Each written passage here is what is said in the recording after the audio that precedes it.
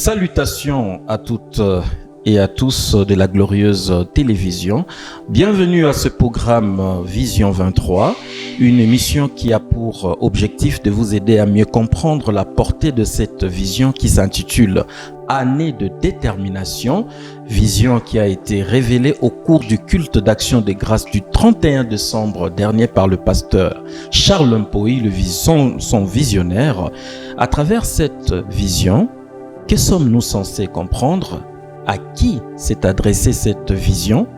Et avec le pasteur Charles Mpoyi, nous aurons à vous aider, bien sûr avec mes questions, à vous aider à mieux comprendre la portée de cette vision. Il est juste en face de moi, c'est une joie pour moi et un plaisir de vous recevoir pour la toute première fois dans cette émission intitulée Vision 23. Bonsoir, Papa Charles. Bonsoir, mon frère Michael. Dites-moi, comment faut-il vous appeler? Papa Charles, docteur, comme certains aiment bien vous appeler docta, visionnaire, prophète des nations. Vous vous sentez à l'aise avec quelle fonction? Merci beaucoup, Michael, de m'avoir invité sur vos plateaux. Je suis très heureux. Bien que je ne suis pas un habitué de ce genre de choses, mais vous m'avez eu, je suis obligé d'être, surtout pour la gloire de Dieu. Amen. Et merci aussi à tous les internautes et toutes les personnes qui vont nous suivre, nous écouter. J'espère que nous serons des canaux de bénédiction pour eux, que Dieu pourra utiliser au travers de cette émission. Votre question est pertinente, mais vous savez, j'aime bien être appelé enfant de Dieu. J'aime bien ce titre-là, enfant de Dieu. Mais pourtant, vous êtes visionnaire. Oui. Vous ne trouvez pas vous appeler enfant de Dieu, c'est trop simpliste? Non, c'est plus que pasteur. Ah bon? Puisque je n'entrerai pas au ciel comme pasteur, mais comme enfant de Dieu. En tant que propriétaire de cette grande église qu'on vous appelle seulement enfant de Dieu, vous vous sentez à l'aise? Oh, je ne suis pas propriétaire. Cette église appartient, ou bien ce temple appartient à l'église glorieuse de Jésus-Christ, qui est une personnalité morale sur le plan humain, mais qui est une œuvre de Dieu. Je passerai, les autres continueront, peut-être mes enfants spirituels, mais ce n'est pas que je suis propriétaire. Ça, c'est pour nous aider à ne pas trop nous éparpiller. Voilà, ne pas sortir de la pensée de Dieu. Sinon, nous risquons de porter de grands titres qui risquent de nous enorgueillir ou nous aider à nous enorgueillir, ce qui est très dangereux. Si vous êtes mieux, vous pensez que je suis pasteur, vous voulez m'appeler pasteur, tant mieux. Vous m'appelez docteur comme certains ou docteur comme certaines personnes veulent le dire, il n'y a pas de problème. Je ne vais pas vous tenir rigueur pour ça. Mais toutefois, je suis un enfant de Dieu, c'est le plus important. Ah, vous êtes humble, apparemment. Ça, c'est ça. Si vous le constatez, mais je lutte encore pour être humble. Vous savez, l'humilité est importante parce que l'humilité précède la gloire. Et pour que l'Église glorieuse connaisse la gloire, il faut que nous soyons humbles. Et surtout, moi, l'ange que Dieu a établi dans cette église, je dois être le premier à être humble. Et donc, si vous le constatez, tant mieux. Mais tous les jours, je fournis beaucoup d'efforts pour que l'humilité me vêtisse. Ouais. Merci beaucoup. Mais si vous n'étiez pas pasteur, qu'allez-vous être? Parce que j'ai entendu parler que vous êtes économiste. En tout cas, merci pour la question. Vous avez appris que je suis économiste. En tout cas, quand je faisais mes études, surtout mes études universitaires, je voulais être professeur d'économie à l'université. En tout cas, c'était ça mon objectif, que j'ai terminé mes études universitaires ici et que je sois professeur des universités au Congo ou en Afrique. C'était ça, ce que je voulais. Mais le Congo a encore besoin de tous les Congolais. Comment vous préférez continuer la mission pastorale? Ah, mais Dieu est souverain. Moi, je voulais cela. Dieu avait un autre projet, avait un autre plan pour moi. C'est son plan qui s'accomplit. Mais ne croyez pas que le fait que je sois ici, je ne contribue pas à l'évolution du Congo. Ici, je suis pasteur. Il y a beaucoup de Congolais ici. Que j'encadre sur le plan spirituel et aussi en donnant des conseils sur le plan personnel et d'une manière quotidienne d'ailleurs. Hein. Donc, je contribue d'une manière ou d'une autre. Et vous savez, les enfants d'Israël s'étaient retrouvés en Égypte. Ce n'était pas pour autant que là, ils ne servaient pas Dieu ou là, ils avaient oublié quelque chose. Non, ils étaient là, c'était le plan de Dieu. Il y avait des hommes et des femmes qui les aidaient à maîtriser et à connaître la loi, le principe de Dieu. C'est ainsi que Moïse lui-même, qui était né en Égypte, il avait fallu que sa maman, vous connaissez l'histoire biblique, sa maman qui était devenue sa nourricière, le plus important, Dieu avait voulu que Moïse grandisse en connaissant les principes hébraïques. Donc, même ici, je pense que je contribue d'ailleurs beaucoup à l'évolution de notre pays parce que un jour, beaucoup pourront retourner. Et il y a d'autres même qui retournent. Et quand ils retournent, évidemment, ils ont non seulement les connaissances gréco-romaines, mais ils ont aussi les connaissances hébraïques. Et cela, c'est très important pour l'évolution du pays. Alors, avant de vous laisser continuer, Oui. nous allons suivre le speech du pasteur qui nous résume l'ambiance du 31 décembre dernier. Nous allons vous permettre d'abord de suivre et puis nous retournons juste après. C'est avec humilité et un cœur reconnaissant que nous saisissons cette circonstance pour rendre grâce à Dieu, Père éternel, pour son amour, sa bonté, ses bienfaits dans nos vies, et plus particulièrement pour le privilège qu'il nous a accordé en ce moment d'être les témoins vivants de la fin de l'an 2022 et du début de l'an 2023, que la gloire et l'honneur lui reviennent. Chers frères et sœurs, notre vision pour l'année 2022 était la fidélité. D'après cette vision, chacun de nous devrait au plus tard la fin de l'année 2022, c'est-à-dire en ce moment où nous parlons, manifester la passion pour Dieu, être consacré, être dévoué et être stable. Car ce sont là les éléments fondamentaux qui caractérisent la fidélité conformément à la parole de Dieu. Ainsi, nous profitons de cette occasion pour nous exhorter à faire le bilan de l'année 2022 par rapport à cette vision. En ce qui concerne Dieu, il est toujours fidèle. Il a marché avec nous pendant toute l'année. Il nous a bénis, il nous a protégés et il a accompli tout ce que nous avions planifié pour l'année 2022, car il est écrit, le cœur de l'homme médite sa voie, mais c'est l'Éternel qui dirige ses pas. Chers frères et sœurs, la vraie foi doit pouvoir se voir. Dans le monde invisible, la grandeur de la foi se mesure avec la détermination, c'est-à-dire la capacité de ne pas se décourager, mais de tenir ferme face à toute forme d'opposition.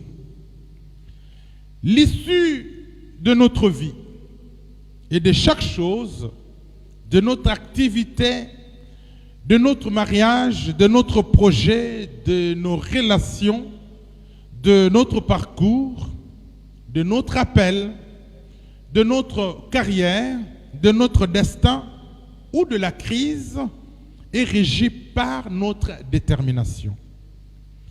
C'est la raison pour laquelle, sous l'inspiration du Saint-Esprit, nous proclamons l'année 2023, année de détermination.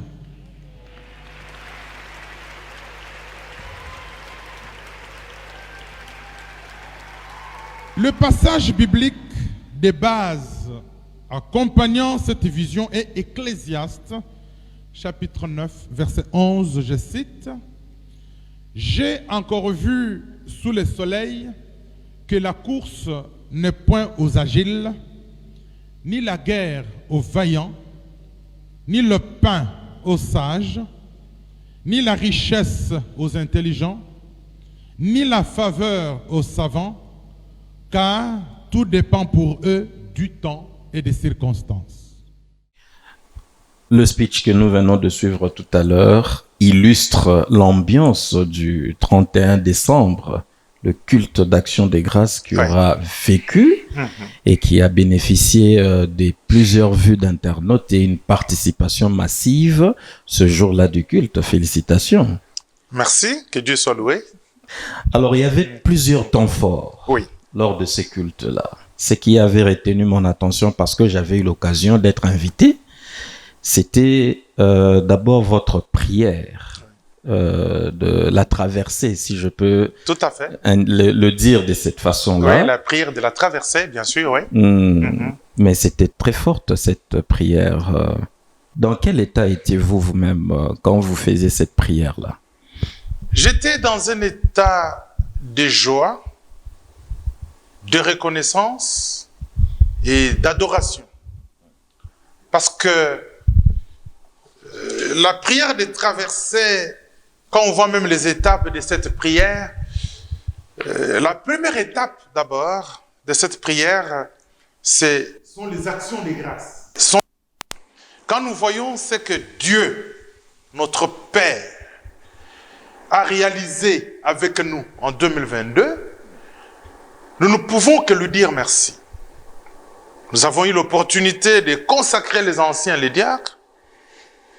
Après une série d'enseignements très percutants, on a eu beaucoup de mariages.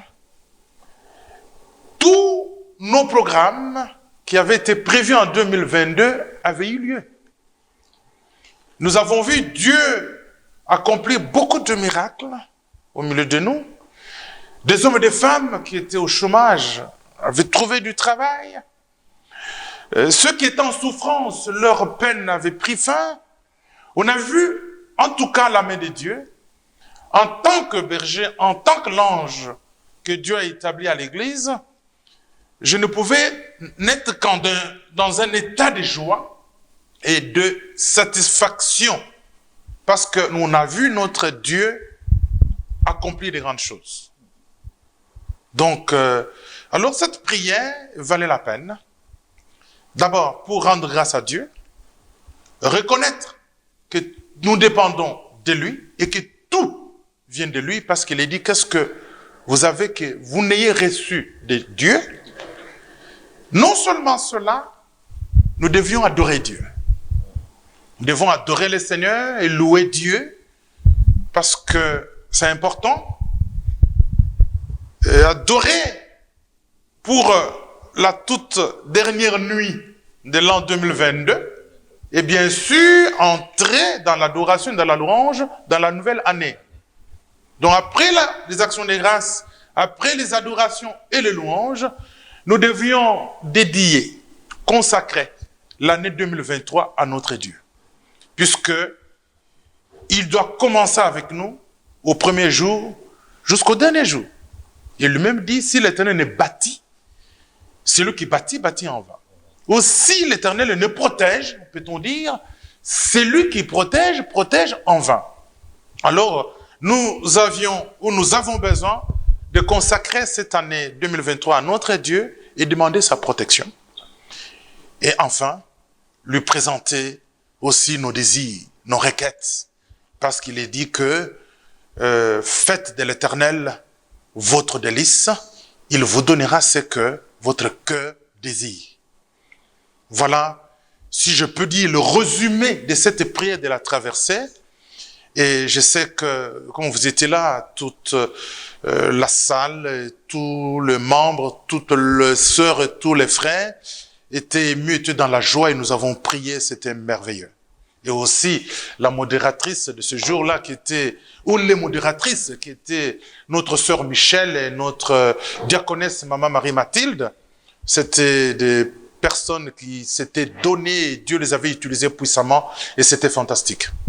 Mais au cours de ce même culte, vous avez parlé de principes divins pour réussir l'an 2023. Oui.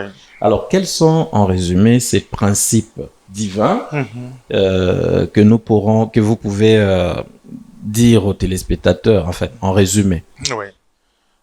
J'avais parlé de principes, c'était très important. Avant de parler de la détermination. Qui est donc la vision de l'année. J'avais parlé de principes divins pour réussir son année. C'était pour rappeler, enseigner, aider les enfants de Dieu à bien se comporter pour réussir l'année. Puisque l'année, dire bonne année ne doit pas être un slogan. Quand on dit bonne année, l'année doit être bonne. Et l'année est bonne quand on a réussi l'objectif pour lequel on est placé sur la terre et l'objectif pour lequel on est dans cette année-là. Alors, j'avais dit que selon Genèse, chapitre 2, verset 4, verset 6, j'avais démontré que il y a la part de Dieu et la part de l'homme. Il y a de la part que Dieu fera, que l'homme ne pourra jamais faire.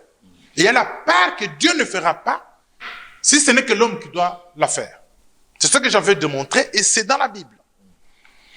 Dans Genèse chapitre 2, verset 4, verset 6. Pour sensibiliser chacun de nous que nous aurons une année nouvelle. Et cette année-là, il ne faut pas qu'au 31 décembre, nous puissions pleurnicher ou nous ne puissions pas produire les fruits. Il faut que de maintenant, les fruits escomptés soient dans nos pensées comme une vision et soyons déterminés en appliquant ces principes pour qu'on réussisse. Et j'avais dit, le premier principe d'abord, c'était avoir la vision. Qu'est-ce qu'on veut? Et la vision est différente de la vue physique.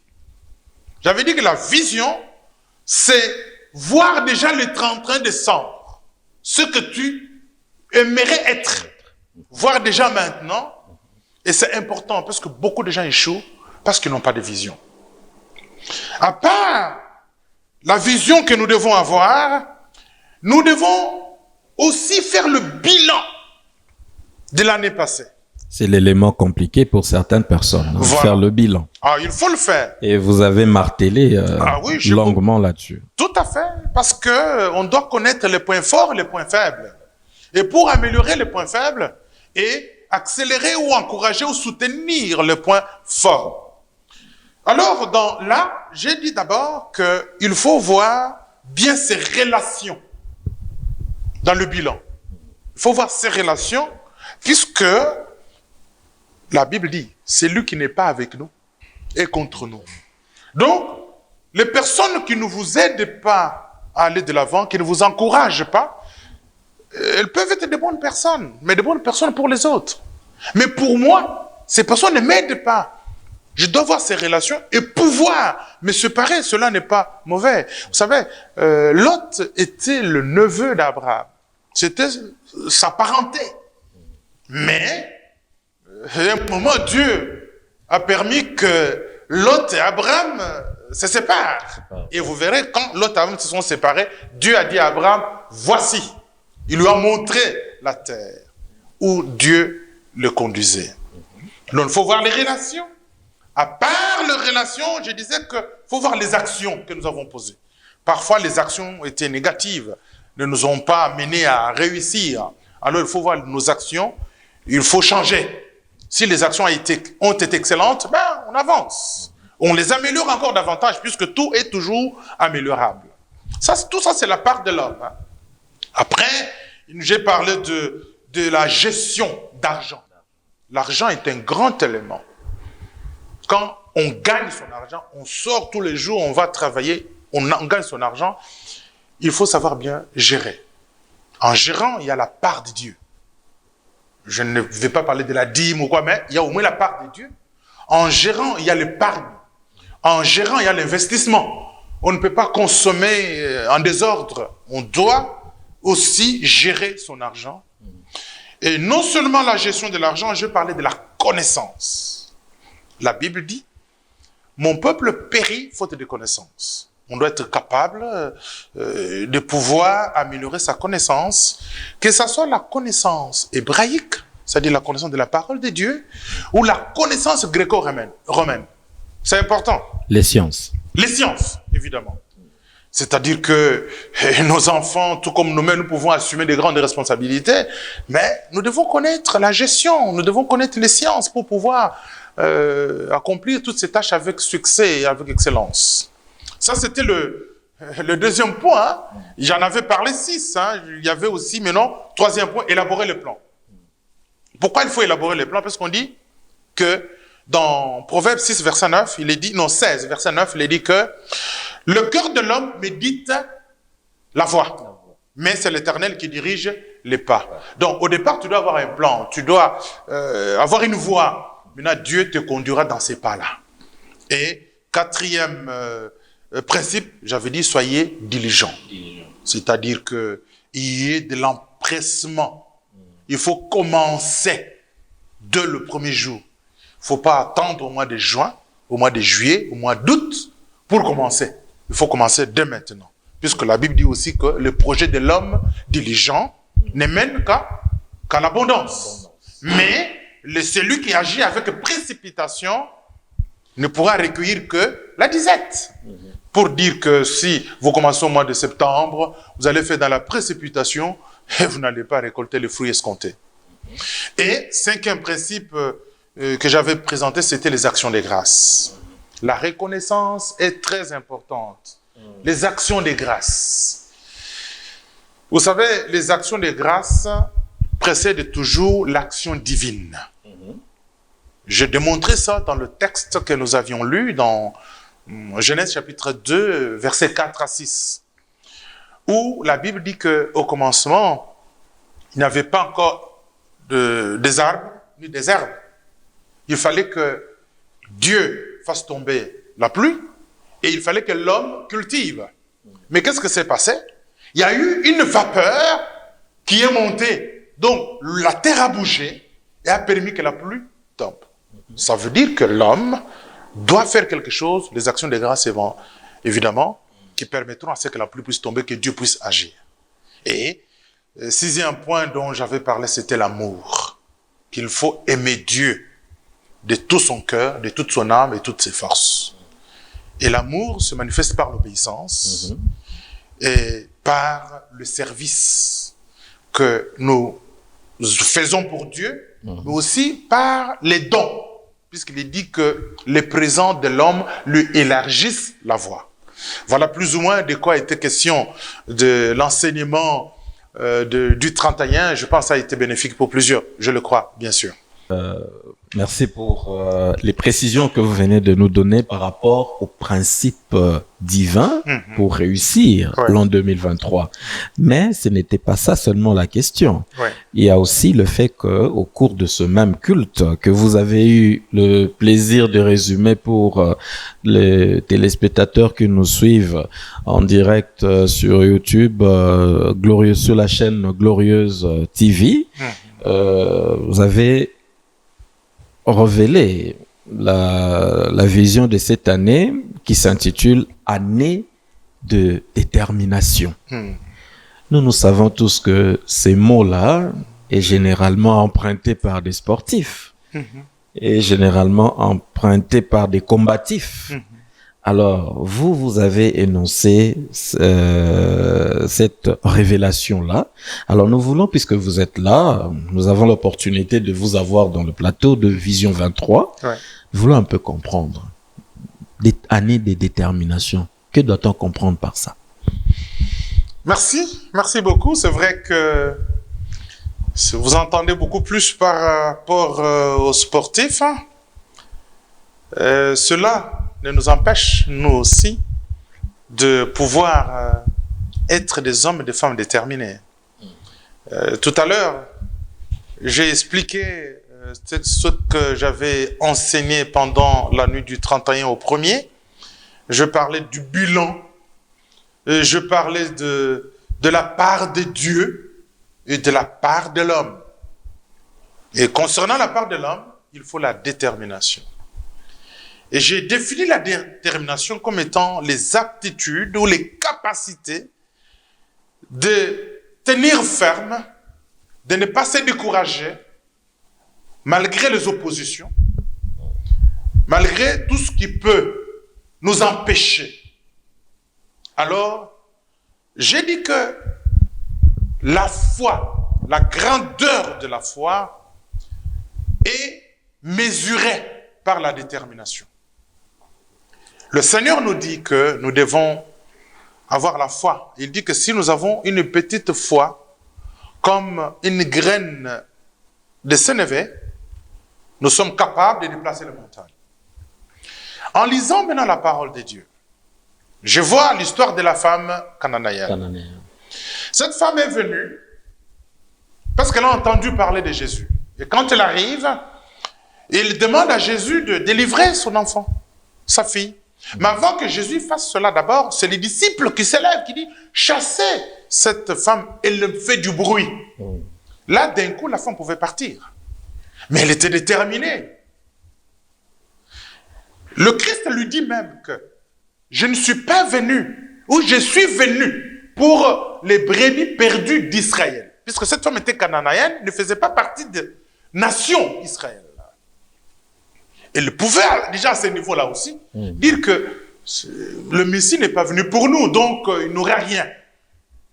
Il a continué, pardon.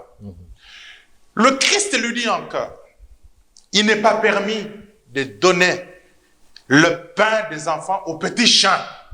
Cette femme pouvait partir, que je suis traité d'une chaîne. Mais non, elle continue.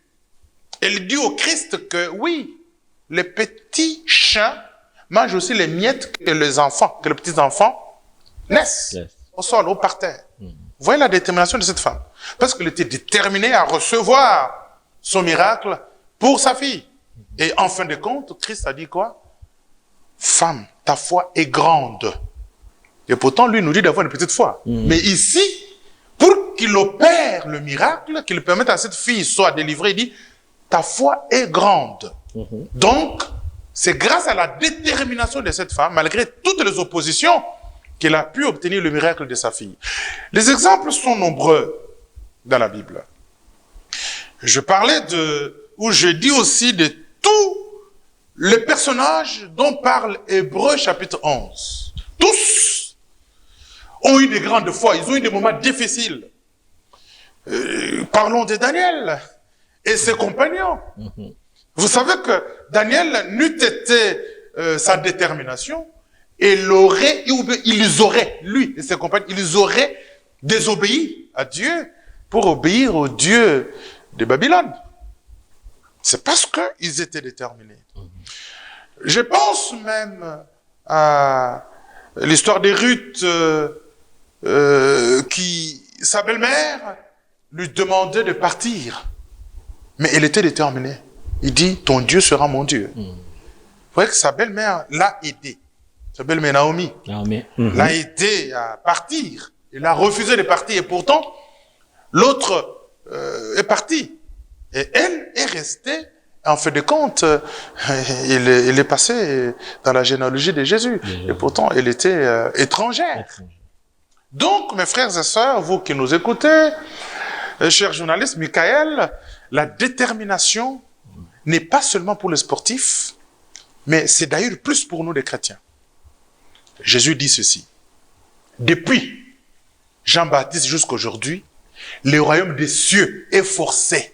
Ce sont les violents, ce sont les déterminés qui s'en emparent. Donc la détermination, Jésus lui-même nous demande d'être déterminé. Et quand on est déterminé, Jésus fait des exploits. Et quels sont les facteurs de la détermination? Oui, je peux dire ceci. Vous savez, quand quelqu'un réussit, peut-être si c'est une chanteuse, on va dire qu'il a une belle voix. Si c'est un boxeur, on va dire qu'il est fort. Si c'est une femme d'affaires, on dira qu'il a un caractère fort. Dieu dit que toute chose concourt au bien de ceux qui aiment Dieu. Un seul facteur ne suffit pas pour arriver au succès ou bien à la réussite. C'est le mélange, c'est la collaboration de plusieurs facteurs. C'est ainsi que le passage de Ecclésiaste chapitre 9, verset 11, nous révèle des facteurs importants de la vie. C'est pourquoi d'ailleurs cette vision ne concerne pas seulement le chrétien. Ça peut toucher même le non-chrétien. Ça ne concerne pas seulement les membres de l'Église glorieuse de Jésus-Christ. Ça concerne tout celui qui veut arriver à un objectif, il doit être déterminé. Alors, dans ce verset d'Ecclésiaste 9, verset 11, Salomon le sage nous révèle la vitesse, qui est un facteur important pour arriver à réussir. Pas la vitesse de la voiture. Bon, pas la vitesse de la voiture, s'il faut le dire, mais c'est important, la vitesse de la voiture. La vitesse tout court, nous devons savoir dans la vitesse, pour ceux qui ont fait la physique, il y a la vitesse constante, la vitesse accélérée ou décélérée, il y a beaucoup d'autres choses. Mais cette vitesse-là est importante. Quand je parle de la vitesse, je ne dis pas qu'il faut aller dans la précipitation. C'est-à-dire qu'il faut commencer dès le début à un rythme régulier. De l'anticipation.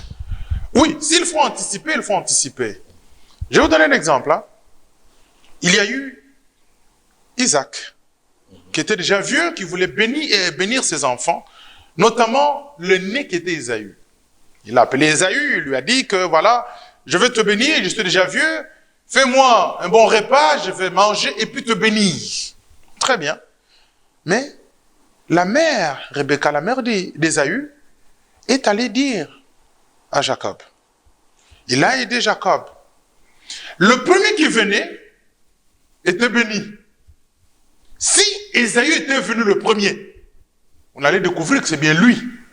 On allait le bénir. Mais Jacob a tout fait pour porter la peau comme Ésaü et est venu. Bien que Isaac a reconnu que la voix, c'est la voix de Jacob, mais la peau, c'est la peau d'Ésaü. Mais comme il était avant, il a été béni. Vous voyez la vitesse. C'est pourquoi plus nous faisons des choses, plus tôt, la vitesse nous aide à atteindre notre objectif. Il y a beaucoup d'autres exemples dans la Bible. C'est pourquoi j'invite les membres de l'Église glorieuse et tous les autres qui vont nous suivre d'assister à nos enseignements pour bien maîtriser ces choses, puisqu'il ne faut pas qu'on aille vite, il faut qu'on les fasse calmement, que les gens comprennent que la détermination ne concerne pas seulement les sportifs, mais nous concerne aussi nous, les chrétiens, et toute autre personne, et dans n'importe quel domaine. Parce que la chrétienté, c'est la combativité. C'est la combativité. Nous combattons tous les jours. Et deuxième élément, d'ailleurs, c'est la force. Vous savez, le chrétien fait face au combat tous les jours. S'il n'est pas fort, il abandonne. L'exemple de cette femme, la Cananéenne, elle était forte. Tu es traité de chaînes. Je crois que le chrétien d'aujourd'hui, on abandonnerait vite. Mais traité de chaînes, il a la force d'avaler cela, de tenir, de ne pas riposter ou de ne pas tenir aussi des propos déplacés ou injuriés devant le Seigneur. Mais elle tient ferme. Mais aujourd'hui, nous, on allait riposter parfois. Et même renoncer. Même renoncer. Qui voudra vraiment que l'on porte atteinte à sa personnalité. À sa personnalité. Et voilà qu'elle était forte. Donc la force est importante. À part la force, nous avons parlé de l'intelligence. Les gens croient que Dieu n'appelle que des ignares. Permettez-moi le terme, je n'injurie personne. Ou des gens qui ne sont pas instruits. Non. Il faut de l'intelligence pour faire des choses. Mais si je peux vous interrompre, ouais. On dit que Dieu qualifie. Oui. Quand vous dites que voilà, Dieu, il faut quand même avoir une prédisposition d'intelligence, il n'y a pas contradiction? Non, il n'y a pas contradiction. Dieu nous qualifie comment? Au travers de sa parole. Au travers de sa parole, il nous instruit. Il donne sa parole pour nous qualifier. Non seulement cela, Dieu permet les circonstances dans nos vies pour nous qualifier. C'est comme ça que Dieu nous qualifie. Voilà. Alors, quand Dieu nous qualifie, il nous distingue par son intelligence. Il nous apprend la parole de Dieu, il nous fait passer par les circonstances et les situations pour que nous puissions acquérir non seulement l'intelligence, mais la faire grandir. Et cette intelligence nous permet d'avoir des réussites et des succès. Et quand quelqu'un est intelligent, il voit qu'il est capable de faire la chose, il est déterminé. Il dit, je n'abandonne pas, je suis capable. Non seulement l'intelligence, il y a la sagesse. La sagesse, c'est aussi un élément important pour la réussite. Le Christ lui-même, il était plein de sagesse. Salomon qui nous écrit ces choses était un homme sage. Et la sagesse nous distingue. Et dans tous les combats auxquels nous aurons à faire face, la sagesse nous permettra et nous donnera les méthodes comment combattre. À part cela, à part la sagesse, il y a ce que j'appelle les savoir-faire. Savoir-faire, c'est comme une aptitude, une capacité. Quand Dieu, c'est un Dieu de spécialité. Quand tu es spécialisé dans un domaine, tu feras encore mieux et tu seras déterminé à le faire. À part cela, les 5 que je viens de citer, il y a les temps et les circonstances. Dieu étant le maître des temps et des circonstances, nous devons connaître, puisque Dieu agit en fonction des temps et en fonction des saisons. Et quand on parle du temps, pour Dieu, ce sont les saisons. Et parmi les 12 tribus d'Israël, il y avait la tribu d'Issachar qui était dotée de l'intelligence pour discerner les temps et les circonstances. Vous savez, quand telle circonstance se passe, nous sommes à tel temps. Comment dois-je me comporter? Comment dois-je agir? Et ces 7 éléments sont importants pour notre détermination parce qu'ils influencent la détermination. Voilà. Mais lorsque vous avez parlé des temps et circonstances, je pense que vous l'avez tiré d'Ecclésiaste 9, verset 11. Oui. Et quand on lit Ecclésiaste 9, verset 11, parce qu'on dit chacun a sa façon d'interpréter les choses, nous avons plus l'impression que l'homme n'est pas à l'abri des surprises. Quand on lit Ecclésiaste 9, verset 11, c'est-à-dire que l'homme n'a pas l'apanage du grand succès. Donc, même si c'est les temps et circonstances, l'homme n'est pas à l'abri des surprises, et des surprises parfois néfastes. Alors, est-ce que ça ne contredit pas un peu, quelque part, ces facteurs que vous venez d'énumérer tout à l'heure? En tout cas, ça ne contredit pas. C'est là que je dis que ce verset ou ce passage est subliminal. C'est-à-dire qu'il donne 2 messages. Le premier message est que la force, la vitesse, l'intelligence, la sagesse, les savoir-faire sont importants dans des domaines bien particuliers. Mais que l'homme n'oublie pas que Dieu est le maître des temps et des circonstances. C'est-à-dire que Dieu peut intervenir à un temps donné, dans des circonstances précises, vous donner au-delà de ce que vous méritez, ou au-delà de ce que vous attendiez par rapport à votre force. Tout comme aussi, une malédiction peut survenir, malgré la force, vous empêcher d'obtenir ce que vous attendez obtenir par rapport à vos capacités. C'est 2 messages qui sont donnés là. Cela ne signifie pas qu'il faut négliger la force, la sagesse, l'intelligence, ou la vitesse, ou le savoir-faire. Il faut tenir compte, il en faut, mais nous devons nous conformer à Dieu, tout en sachant que le souverain est là, et connaître et savoir saisir le temps ou les opportunités. Ça, c'est important. Alors, pour vivre cette année de détermination, il faut une prédisposition, il faut une attitude. Et quelle que devrait être l'attitude, justement, des chrétiens et des non-chrétiens face à cette vision pour que l'année soit réussie sur tout le plan, à la fois spirituel et charnel?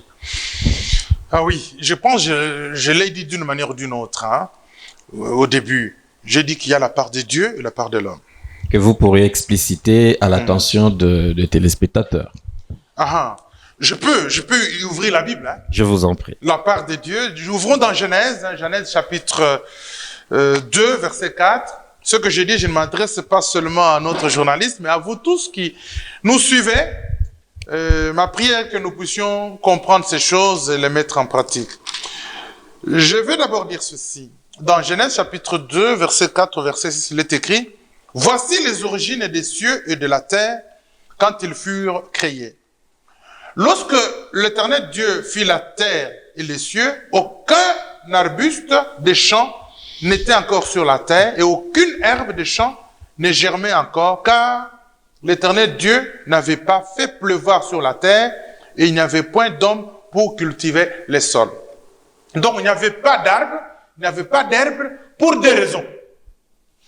Dieu devrait faire tomber la pluie, l'homme devrait cultiver. Vous voyez ça? Donc, d'emblée, on découvre qu'il y a il y a la part de part. Il y a la part de Dieu et la part de l'homme. Alors, je peux m'arrêter déjà là pour la lecture. Donc, l'homme doit savoir qu'il a sa part cette année et qu'il doit s'imprégner de cette vision, faire de cette vision la sienne. Et comme je dis toujours, la vision fonctionne pour celui qui fonctionne dans la vision. Ça veut dire, ils doivent être dans la vision, fonctionner comme la vision dit. Là, simplement dire que l'homme doit obéir à Dieu, doit obéir aux principes que nous allons enseigner.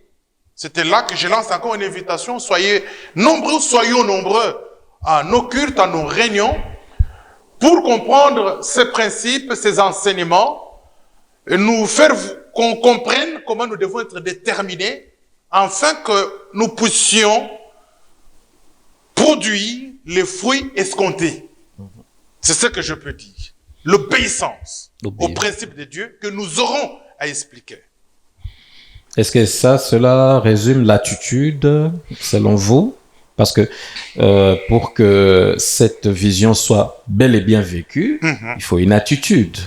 C'est une attitude de distraction, de concentration.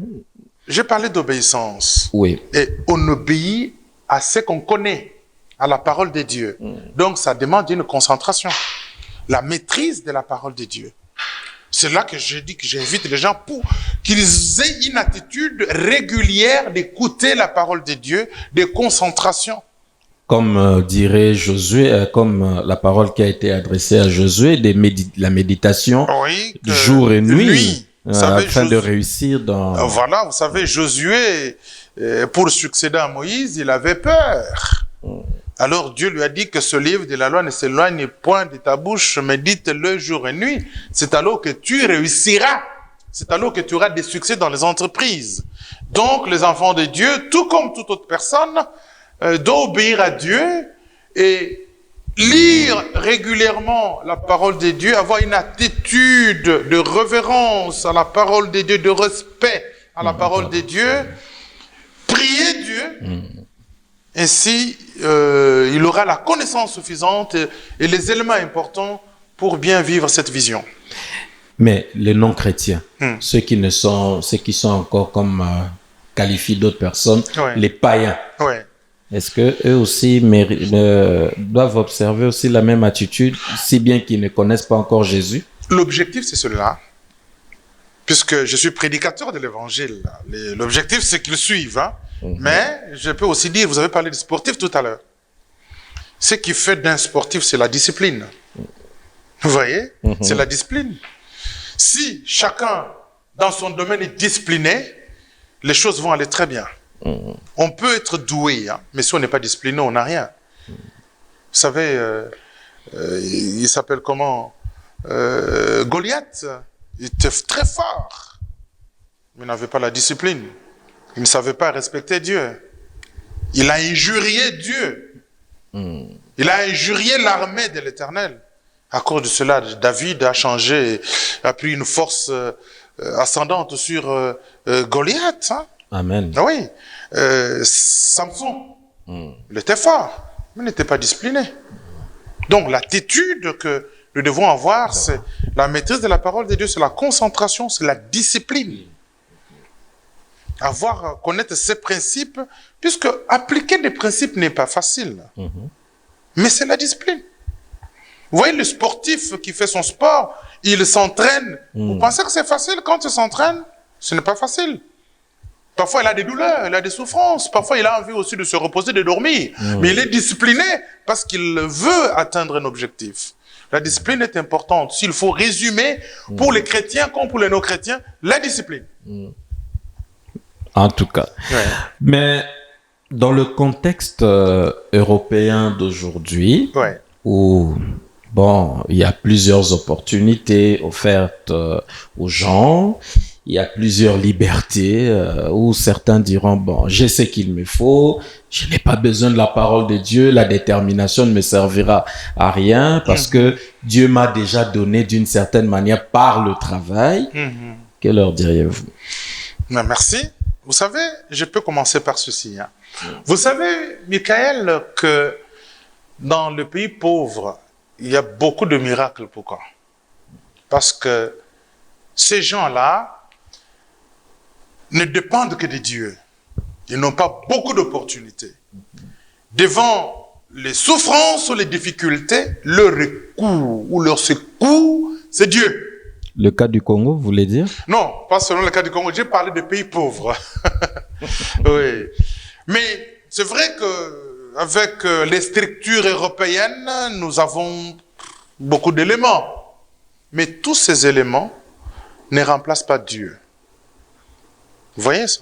C'est Dieu pourquoi reste on voit. le maître. C'est pourquoi généralement on voit des gens un peu compliqués sonner. Oui, c'est pourquoi ils doivent connaître Dieu.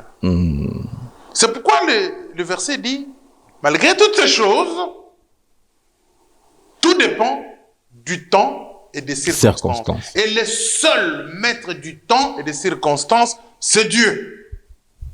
Alors ici, dans ce pays, je peux demander aux enfants de Dieu, à toute autre personne, de faire de Dieu la priorité de sa vie.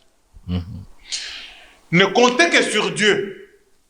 Avoir l'amour profond de Dieu. Regardez cette femme samaritaine, cananéenne, pardon. Cananéenne. Elle n'avait pas d'autre possibilité que Dieu. C'est pourquoi, quand il y a eu des oppositions, elle n'a pas changé d'avis. Et il savait qu'il n'y a que Dieu seul qui peut me donner ce dont j'ai besoin, notamment la délivrance de sa fille. Et la Bible dit, qu'est-ce que tu as que tu n'aies reçu de Dieu? Il y a des gens, nous avons tous ces hôpitaux, tous les moyens, mais parfois il y a des maladies incurables. Seul Dieu peut faire. Même le cancer. Ah oui, mais ça, ne vous en faites pas, mais le cancer, Dieu a déjà guéri à l'église glorieuse. Hein. Amen. Les cancers, il y en a des témoignages. Hein. Notre Dieu, il est souverain. Et il a agi à son temps sans problème. Là, ne vous en faites pas.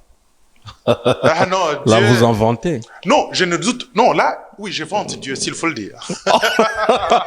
En tout cas, mais applaudissez quand même très fort pour le pasteur hein, derrière là. Je vante Dieu parce que Dieu est souverain. Hein. Je vante Dieu.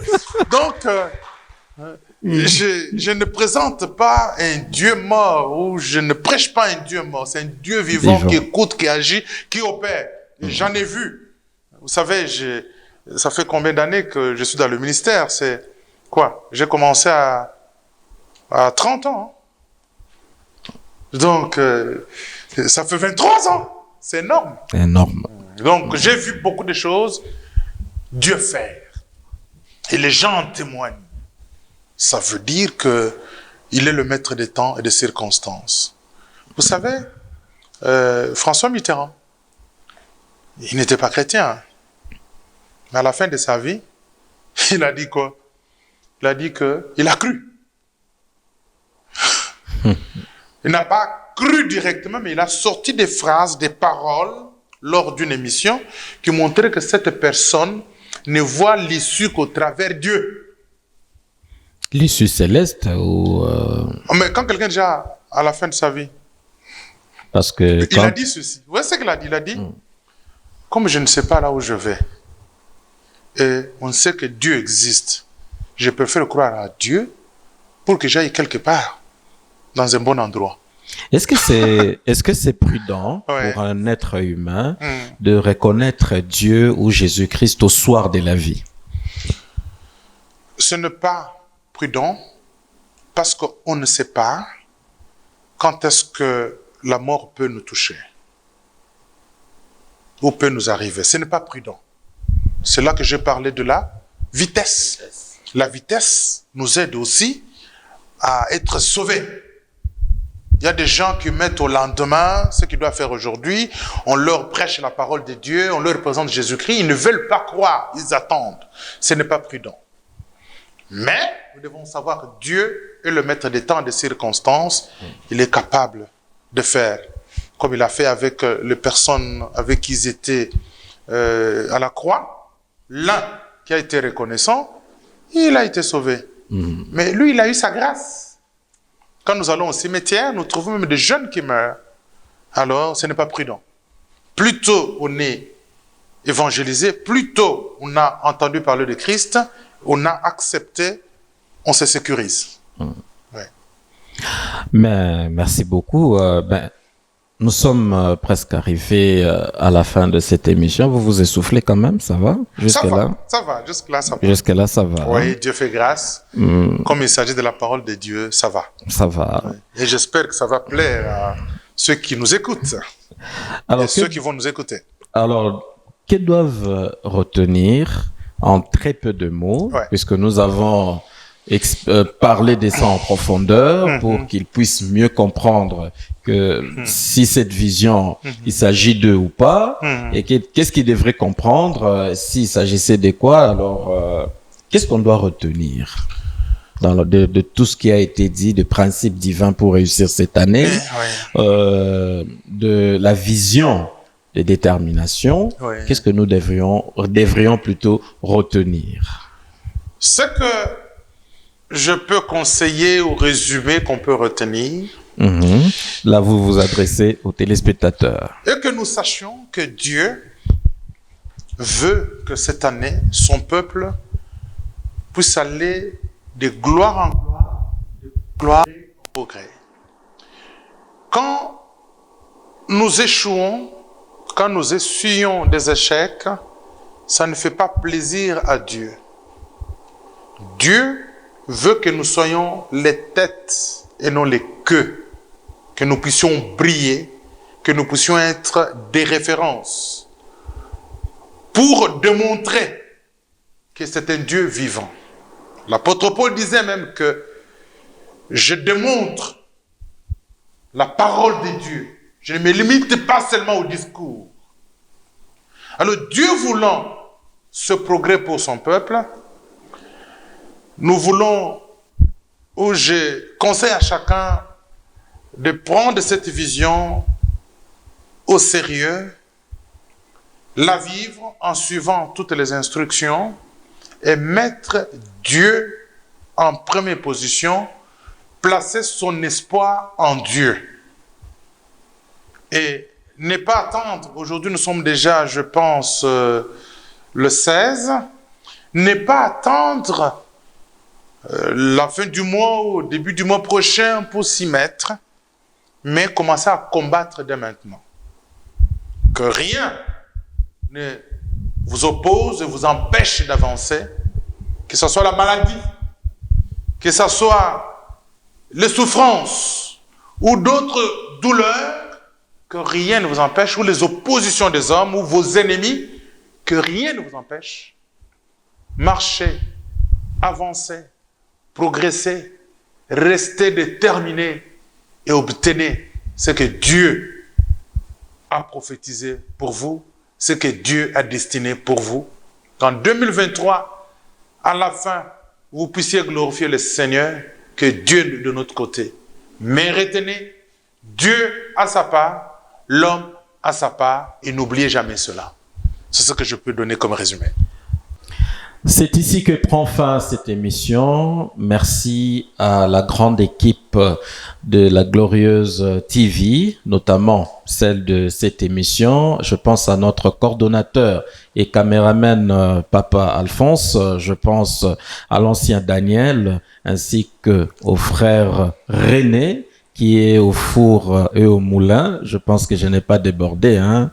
En parlant de ça quand même. Non, hein. non, ça va. Ça va, hein? Ils ont bien fait leur travail. Oui, c'est et très bien. cette année, je pense qu'ils vont encore nous accompagner, hein? Je vois que c'est une équipe très efficace.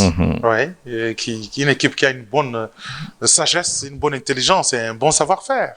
Je pense que c'est une équipe déterminée à briller, à réussir. À briller, à réussir. Hein? Ouais. Merci beaucoup d'avoir répondu à notre invitation, de nous avoir fait l'honneur de participer à cette émission. Merci à tous les frères et sœurs de l'Église glorieuse de Jésus-Christ située sur l'avenue Beaumur numéro 45. 4030 Grivenier. Grivenier. Hein? Église glorieuse de Jésus-Christ. C'est à Liège. Hein? À Liège. Ah ouais. Mais vous avez aussi l'habitude de diffuser sur Internet. Hein, Nous avons, oui, l'habitude de diffuser sur Internet via Facebook. Hein? Glorieuse TV. On a chaque dimanche, nos enseignements sont en direct et notre moment de louange aussi. En tout cas, ça ne manque pas. Il y a des vues, des gens qui regardent, qui sont bien édifiés d'ailleurs et qui nous appellent régulièrement. Je dis au revoir, je profite en même temps de me lever.